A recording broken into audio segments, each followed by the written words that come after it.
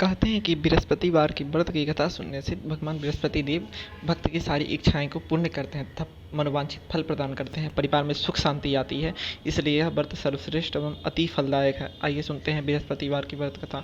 बहुत समय पहले की बात है। एक बड़ा प्रतापी और दानी राजा राज्य करता था। वह प्रत्येक गुरुवार को व्रत रखता तथा पूजा करता था। यह उसकी रानी को अच्छा न लगता था। ना तो वह व्रत करती थी, ना ही किसी को दान देती थी, और राजा को भी ऐसा करने से मना करती थी। एक बार की बात है, एक बार राजा जंगल में शिकार खेलने के लिए चल गए।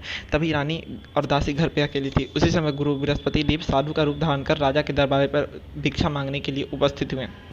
साधु ने रानी से भिक्षा मांगी तो वह कहने लगी कि हे साधु महाराज, मैं इस दान और पुण्य से काफ़ी तंग आ गई हूँ। आप कोई ऐसा उपाय बताएं जिससे सारा धन नष्ट हो जाए तथा मैं आराम की सांस ले सकूँ। साधु रूपी बृहस्पति देव ने कहा कि हे देवी, तुम बड़ी विचित्र हो। संतान और धन से कोई भी दुखी नहीं होता। अगर तुम्हारे पास धन अधिक है तो इसे शुभ कार्यों में लगाओ जिससे तुम्हारे दोनों लोग सुधरे।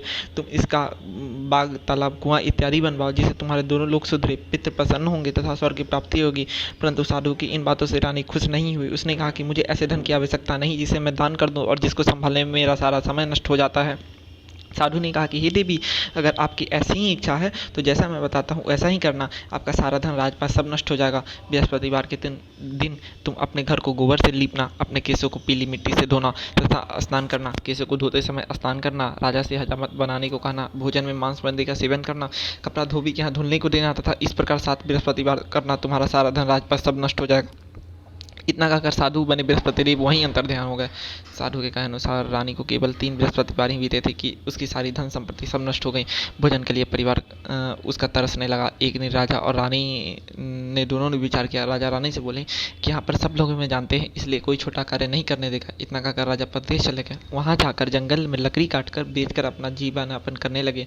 इधर राजा के जाने के 10 दिनों के पश्चात तब जब रानी और दासी को भोजन के नाम पे एक अन्न का दाना ना मिला तब वे दोनों बहुत दुखी हैं तथा एक दिन दासी से रानी बोला कि हे दासी, पास के नगर में मेरी बहन रहती है, तो उसके पास चले जाता, खाने भर का कुछ दिन के लिए अनाज मांग कर ले आ। रानी के कहने पर रानी की दासी रानी की बहन के पास गई। उस दिन बृहस्पतिवार था। रानी की बहन उसी समय बृहस्पतिवार की व्रत की कथा कह रही थी। उसी समय दासी ने जाकर पुकारा, परंतु रानी की बहन की तरफ से कोई उत्तर ना आया। इस पर दासी को बहुत ही क्रोध हुआ और गुस्सा आया। आकर रानी को सारी बात बता दी। इधर रानी ने अपने भाई को कोसा।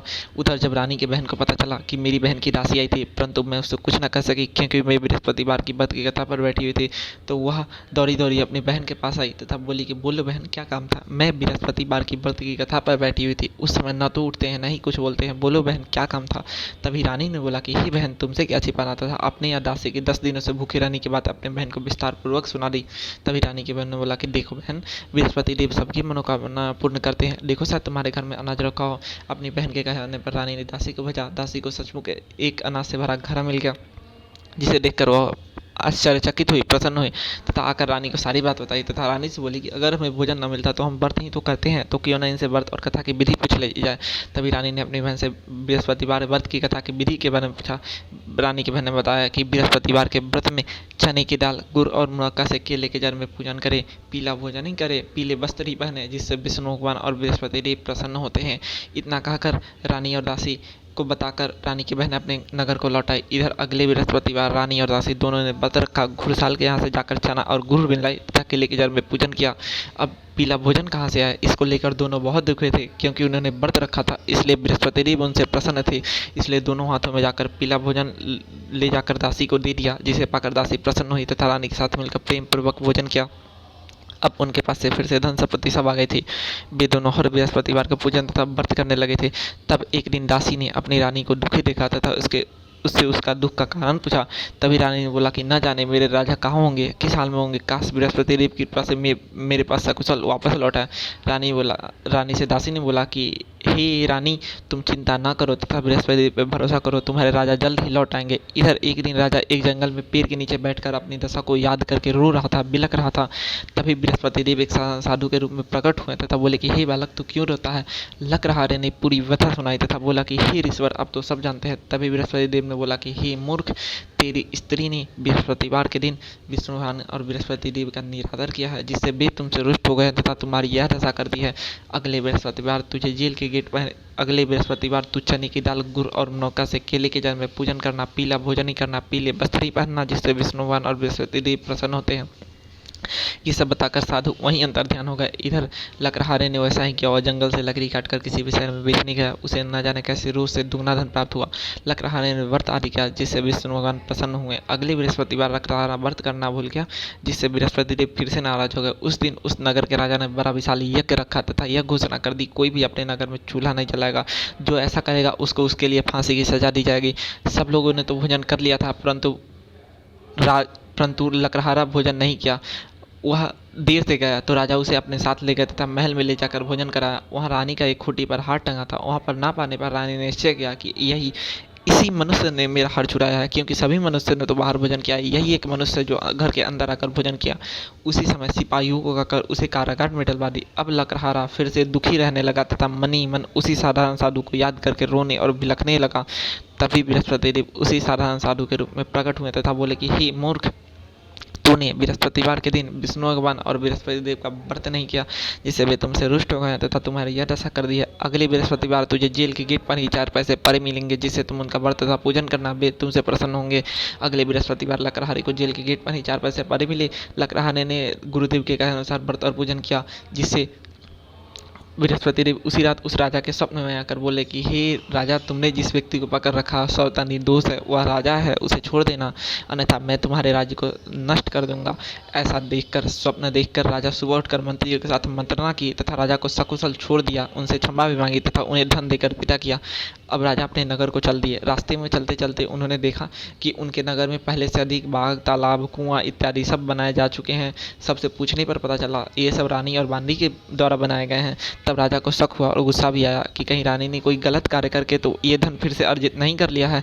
जब राजा के आने की खबर रानी तक पता चली तो रानी ने बोला दासी से कि हे दासी, जाकर दरवाजे पर खड़ी हो जा। जब राजा है तो उन्हें अपने साथ ले लाना, भी हमारे बारे में कुछ गलत सोच कर वापस न लौटा। इधर राजा एक दिन जंगल में इधर दासी ने वैसा ही किया, लकड़हारे को अपने रानी के पास ले गई।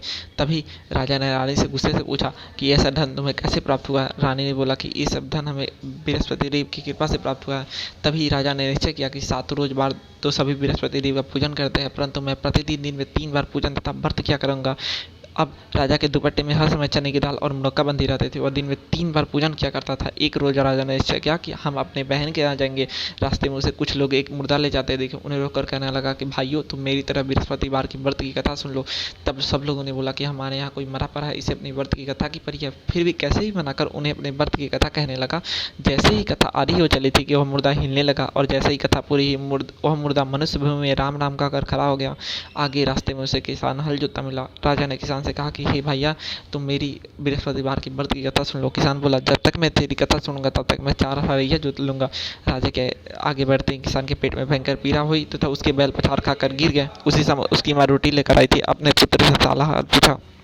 दौड़ी दौड़ी उस घुड़सवार राजा के पास गई तब बोली कि बेटा, मैं तुम्हारी कथा सुनूंगी, परंतु यह कथा तू मेरे खेत में आकर कहना। राजा ने बुढ़िया के खेत में जाकर कथा कही, जिससे उसके बैल खड़े हुए तथा बेटे का पेट का दर्द भी बंद हो गया। अब राजा आगे बढ़ने लगे। चलते चलते वो अपनी बहन के पास पहुंचे। वहाँ बहन ने उनका खूब आदर सत्कार किया। जब सुबह उठकर उन्होंने देखा तो सब लोग वहाँ पे भोजन कर रहे थे। तो राजा ने अपनी बहन से पूछा, यहाँ पर कोई ऐसा मनुष्य है जो मेरी बृहस्पतिवार की व्रत की कथा सुन सके। तभी रानी ने बोला कि हे भैया, मेरे पास ऐसा तो कोई नहीं है, परंतु मैं बगल में देखती हूँ। उसे ऐसा पता चला कि एक कुम्हार के यहाँ 3 दिन से चूल्हा नहीं चला क्योंकि उसका पुत्र बीमार है। राजा की बहन ने कुम्हार से कथा सुनने के लिए कहा। वह तैयार हो गया। राजा ने जाकर कथा कही, जिससे उसका पुत्र ठीक हो गया। अब तो राजा की खूब प्रशंसा होने लगी। एक रोज राजा ने निश्चय किया कि हम अपने नगर को जाएंगे, बहन तुम भी साथ चलो। बहन ने अपनी सास से आज्ञा मांगी। सास ने कहा कि ठीक है, तू चली जा, परंतु बच्चे नहीं जाएंगे क्योंकि तेरे भाई की कोई औलाद नहीं है। राजा की बहन अपने भैया से बोली, हे भैया, मैं तो चलूंगी, परंतु बच्चे नहीं जाएंगे क्योंकि माता जी की आज्ञा नहीं है। तब राजा बोला कि हे बहन, जब बच्चे ही नहीं जाएंगे तुम वहाँ पर जाकर क्या करोगी। ऐसा कहकर राजा अपने नगर को चला आया। रानी से बोला कि मुंह देखने का धर्म नहीं है तथा भोजन आदि नहीं किया।